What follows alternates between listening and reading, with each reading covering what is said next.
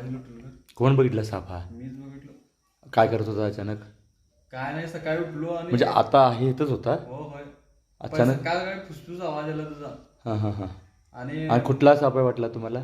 म्हणण्यासारखं वाटलं मला. वाटला. आणि म्हणजे अशा ठिकाणी खरं तर बाहेरचं वातावरण सगळं शेती वगैरे आहे मित्रांनो, बघू शकता. आणि अशाच ठिकाणी तुम्ही आम्हाला साप पकडताना बघत असता. त्यांना मन्यार वाटला हा साप. आणि बघू शकता सकाळ सकाळी उठल्यानंतर ह्याचं दर्शन सुटली त्याच्यावरती. आणि हा खरोखर मन्याचा साप आहे, लक्षात घ्या. पिल्लू असल्यामुळे तुम्हाला वेगळा वाटेल. आणि देशातला सर्वात विषारी साप, लक्षात घ्या.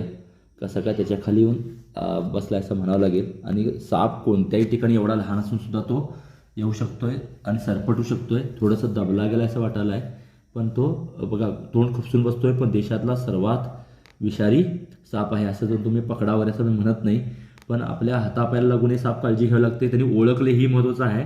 ब्राऊन कलरवरती असेल तर तो थोडासा कवड्यावर असू शकतो, असा आपण अंदाज बांधू शकतो. आणि हा काट टाकायला आला आहे, त्यामुळे थोडासा शांत वाटेल.